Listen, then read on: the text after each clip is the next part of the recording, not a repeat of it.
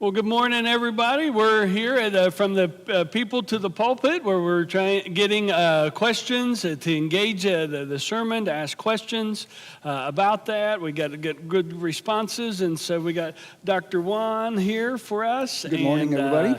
Our music director, and he's pitch hitting for Pastor Stewart. He's with a family, the columbarium over there, and turning a loved one. And so filling in for Pastor Stewart, and got Wonderful. some questions for you. Well, again, today. thanks for the good word this morning, Pastor. Enjoying this series very much. I love that question that you start with every week. How is your soul? I think in this day and age, very few people just take time to tend to their souls. And to me, I always think of, what is the greatest commandment? To love thy God as yourself. And I think oftentimes people miss the as yourself part. Mm-hmm. That implies taking care of yourself and paying attention. And so one question would be, a lot of people go through life thinking, actually, things in my soul are good. Mm-hmm. And a question that would come is, well, how do we know? Think, for instance, somebody who feels great all the time, and one day they go to the doctor and they tell them, you have stage 4 cancer. Mm-hmm. And they never knew. And they always felt good. Mm-hmm. And then once they know that, they look back, it's like, oh yeah, I remember feeling this or thinking that, and then it makes sense. And in the same way, in our soul, sometimes we think everything is good in our soul, but how do we really know? Mm-hmm. Yeah, that's a really great question. It's kind of a mysterious thing, like how do you... you close the service with that idea of mystery, precisely. Yeah. And so, one of the things that I was saying, like, a peace that passes all understanding. Yeah. I also, if you live a minute, you know that everything doesn't go the way that you would like it to. And so I think your soul is good when things aren't going well and you're still at peace. When you might get diagnoses or things like that, and it might really rock your world, but yet there's a groundedness. And I think that's more of like what I'm kind of talking about, is a groundedness, and it's and it takes in the wholeness of us as a human being. We want to compartmentalize different parts of us: the physical part, the mental part, and the emotional part, and then the spiritual part. And the biblical concept is looking at humanity as a psychosomatic whole. Sure. And so I think when things are right with your soul, it's also right with all of that. Your physical life is good, but like you said, with cancer, there are things that can happen, and we might not have that physical wholeness, but if we're taking care of our bodies, we have that. The emotional health, that's one of the things that's a big hot topic, and we've realized just how much we need emotional care and how much we need to work on our emotions. COVID really exposed that. And the mental, we've got to stay engaged mentally. And I think when you are focused, when you are working those things, and then your soul, which is your spirit, praying for God's will to be done. I mean, just the simple Lord's Prayer, your will, nothing more, nothing less. That's what I want. Like getting to that place in your faith and then combining all of that, I think that's when your soul is. And, I think you could, an example of this is the hymn, It Is Well With My Soul. We sang that at the 8 a.m. service. One of my favorites. The context is the man who wrote that had lost his wife and daughters. Mm-hmm. And he wrote that beautiful song, It Is Well With My Soul. Yeah. His life was literally turned upside down. I'm sure he ached physically. Sure. I'm sure his emotions were rocked, and all of that, but yet that faith and taking care of all of that, he was able to still stay grounded and have a certain peace in the midst of that chaos. And I think that's how we know our soul is good. I think that's interesting. We had this, yet again, terrible tragedy in a school where some young children lost their lives. Yeah. And some people, parents even of this, that have experienced this sort of tragedy, express their faith through saying, while this is a terrible tragedy, we are in full confidence that God's still in control, Yeah. that he takes care of us, even in the midst of the worst Yeah. that humanity can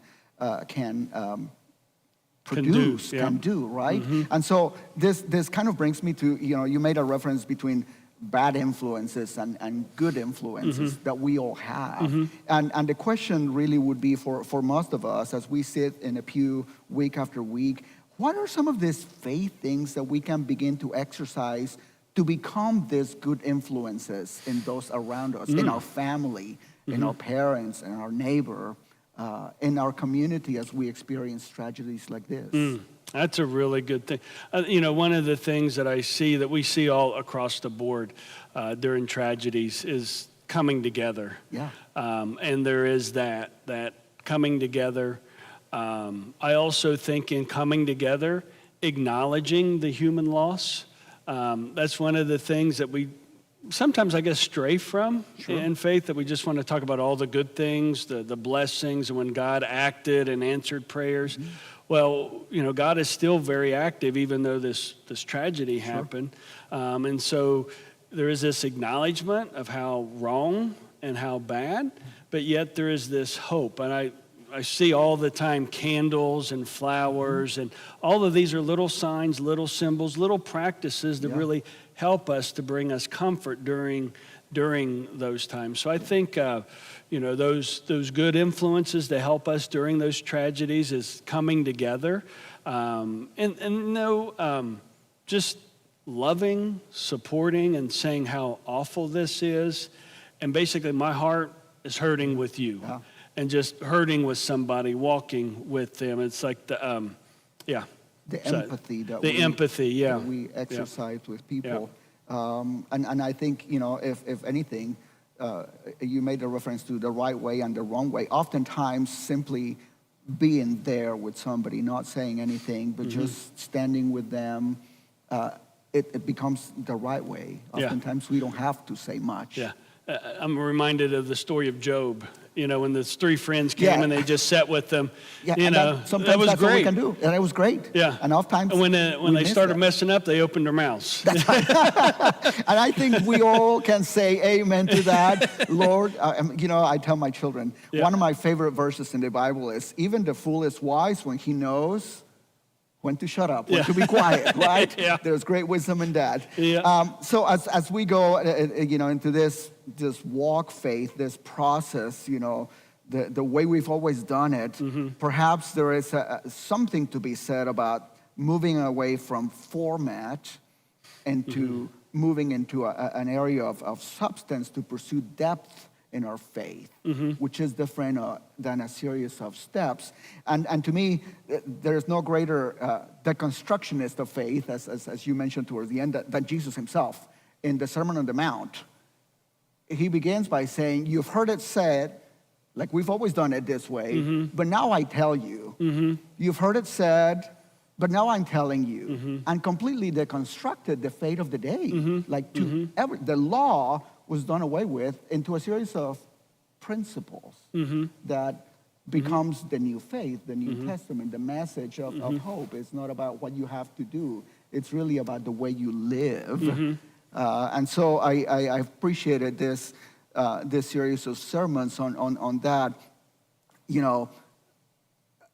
the essentials of the faith that basically Jesus teaches. So as we go into our daily life, what are some of the more practical essentials of the faith that we can exercise to begin with, the little milk that can become the solid food? I think prayer is one. And depending on where you are in your faith, like the Lord's Prayer, we did the sermon series on the Lord's Prayer, and the Lord's Prayer challenge I always give out. They pray the Lord's Prayer 3 times a day. That really helps you. That recenters you. And when you do that, when you pray, like take this example, 3 times a day. You think about your morning. Yeah. If your routine, like I preached on, it didn't go right or something happens, you look on the app like, man, there's a lot of traffic. I got to go through town or whatever, Yes. By saying the prayer, it helps you kind of ground yourself with whatever's happening at the start of your day. By lunch, how many times by lunch you're like ready to go home and like things have gone crazy, right? Yeah, sure. At lunch, you say the Lord's Prayer helps you reframe. And then at dinner time or right before you go to bed, saying it again, just helps you to look back on your day and put it into perspective by praying. So I think prayer is one, whether you're saying prayers or just meditating. That's one of the things I've been doing a lot is meditating and prayer, just breathing. And I do this binaural beats, beta waves, because I deal with anxiety. Sure. And the professionals talk about how those wavelengths really do help your brain and your brain chemistry, and it does. Sure. It does. It really works. I really do think that. But when I do that and I'm deep breathing and just that, and then I'll pray the Lord's Prayer in English and in Greek, and then I pray the Serenity Prayer. And just that meditation, when I do that, my days I find myself when I want to be anxious or stressed, I find myself taking a deep breath and start going to the Lord's Prayer or the Serenity Prayer. So that really helps. Seeing other people. We live in a day and time where we can be very glued to phones, glued to the cliques that we're in because they think like us and act like us.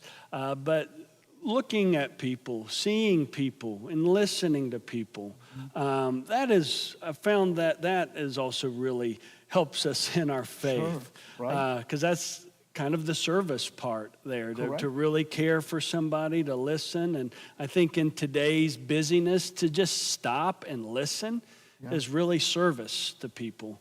And so serving others, engaging with others, that is another thing to really help ground you and really help your soul development. Absolutely. And then, just study and reading the Bible, just, no matter how much I read and how much I study, I'll read a particular passage and it speaks to me in a little different way, than it might have before. And so just continuing that knowledge. Yeah. And then inviting people who are further along in their faith into my life, spiritual accountability or counselors or thing, to really help me, motivate me, and push me to grow. And so I think those are the things that you could do. Maybe not on a daily basis, but like the accountability part. Sure. But there's other things you can definitely do on a daily basis. Yeah, so. Absolutely. I do music, of course, and I tell my students, one of the things that I love music is that music is so much like my faith. In music, there's really never a point where you can say, I got it, it's done. And in faith, it's exactly the same. You can never say, God, I got him, bring on quantum physics. There's always our whole life can be spent and it'll never be exhausted. And I think that's a wonderful reminder, that this is what God calls us to do, to pursue him throughout our entire lives. And at some point, we just kind of need to make the decision to do that, which is part of what you're calling us to in this series. And I really appreciate that. So thank you. Thank you so much, Pastor. Thank you. All right. Well, thank you guys for tuning in, and please give us your questions and responses. We'd love to engage with you. But until then, we thank you for tuning in, and may God bless you and keep you, and may we all grow in our faith and knowledge of God. So have a great day. Bye.